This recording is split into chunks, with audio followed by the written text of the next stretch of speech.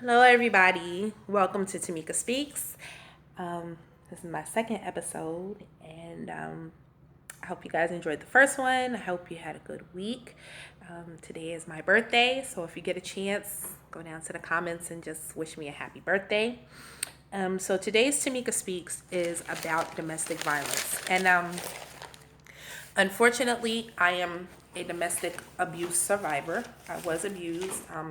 I'm no longer in an abusive relationship, thank goodness. And So I wanted to talk about it. I wanted to open the discussion and get some things out on the table about it. Domestic abuse in the Black community is ridiculously high. 1/3 of the homicides by domestic violence in this country is in the African American community. 1/3. We don't even make up 1/3 of the country population, but 1/3 of all the domestic violence homicides are in our community. 29%. 29, and you're going to see me look down on my little pad because I wanted to make sure that I had these numbers right because this is a serious situation. 29% of African American families in 1996 had experienced some instance of domestic abuse. 29% of those were women, 12% of that was men. That's a problem, don't you think? That's a serious problem. We only make up 13% of the country, yet 29% of women and 12% of our men are experiencing domestic violence. As women, we only make up 8% of the country. So I want you again to hear the comparison. 8% of the country, but 29% of the domestic violence. That is unacceptable to me. So I wanted to see not just how it affected the grown-ups, but I wanted to kind of get some numbers on the kids. So here's what I found.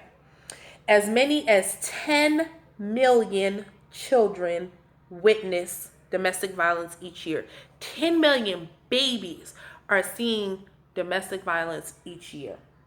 Domestic violence is the single biggest stepping stone to child abuse and neglect fatalities. So if mom or dad is being abused, that is the single biggest factor in that baby now dying. Whew.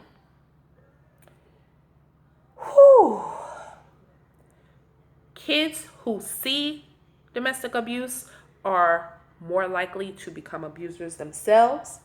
Young girls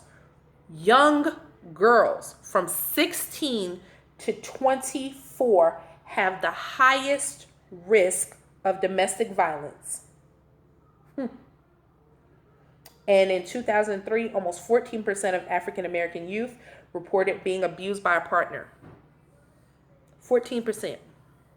14% of our kids are being abused by the person who loves them. I don't understand what is the problem. And the sad part is, when you look at the numbers, 75% of domestic abuse goes unreported. 75%. So I wanted to find out. I wanted to dig a little deeper and say, what is the issue? Where is this coming from? Why is this happening? So domestic abuse, most of us should know, is about power and control. The abuser has power and control over the one that is being abused. Here's the problem. Nobody is supposed to have power over another person. This country doesn't have slavery. You have no slaves. You have nobody that is supposed by some kind of magical law to do what you say, when you say it, and how you say it. That is not how this works.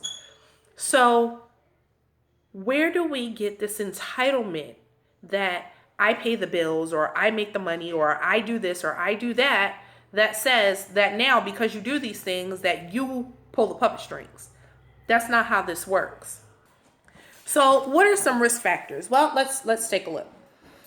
Intimate partner violence among African Americans is related to economic factors. Well, everything is related to economic factors. And the fact of the matter is, we don't hold the wealth in this country. And when you are broke and when you have, everybody in the world, telling you what to do, you kind of go the totem pole route.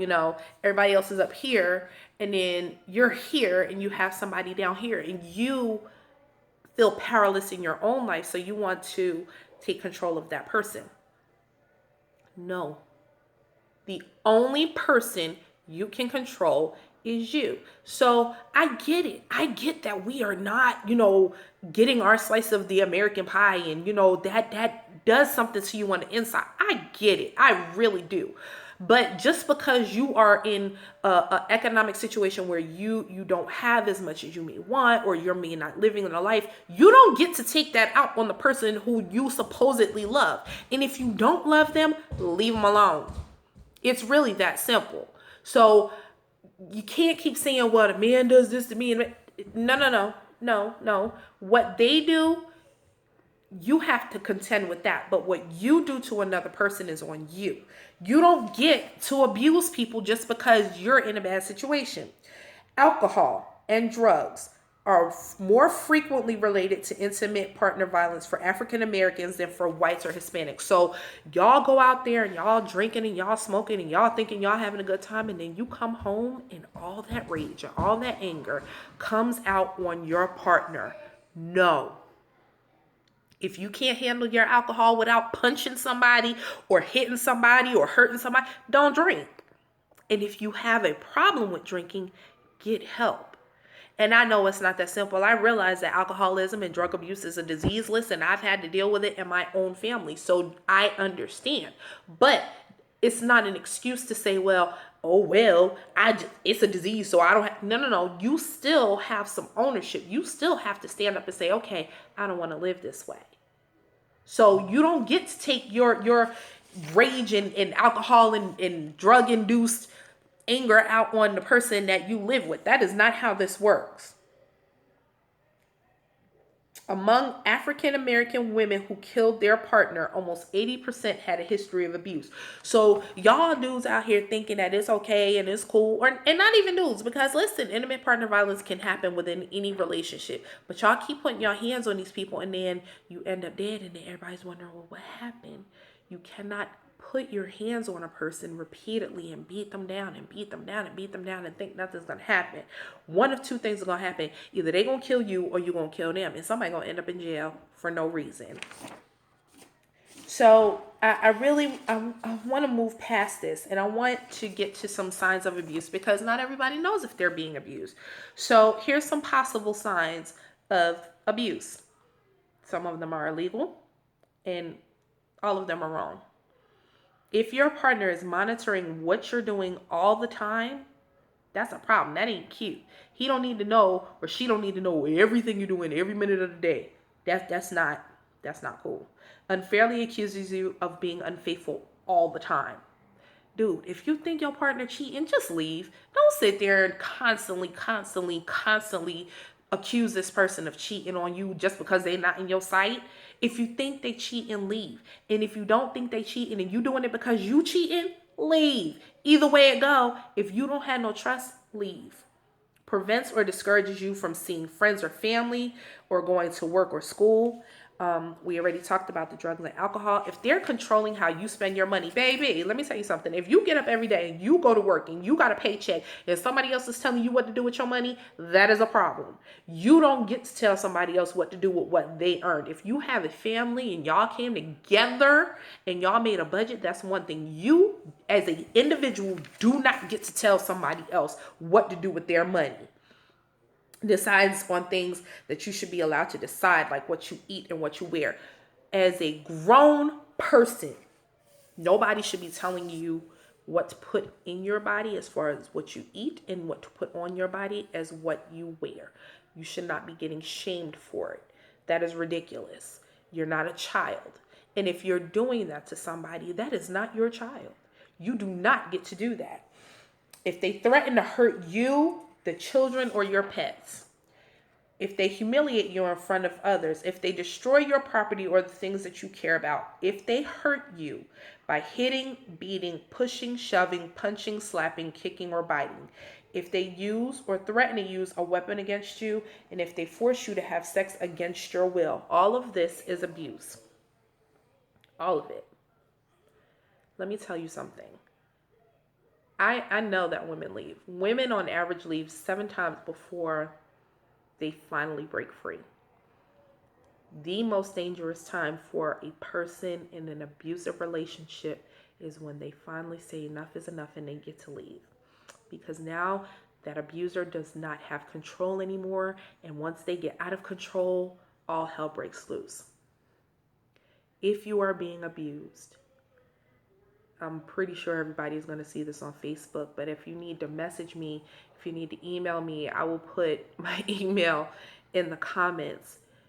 You don't have to stay. There are resources, and I know a lot of women, they stay because they think they're alone and it's just them. It's not just you. And let me tell you something, you friends and family, a woman is more likely to leave and stay gone from an abuser when she knows, unequivocally knows, that she has support from her friends and family. So I don't want to hear, well, I helped her and she went back. It is not that easy to just up and leave. Like I said, an average of 7 times before they finally leave altogether.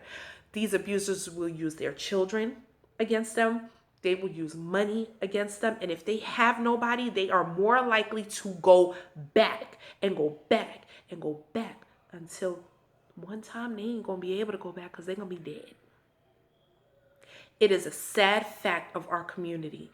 And until we get a handle on it, and until we start offering mental health and programs, and let me tell you something, if you are an abuser, I want you to contact me too. If you want to stop, if you earnestly and honestly want to stop, there are programs. I will help you.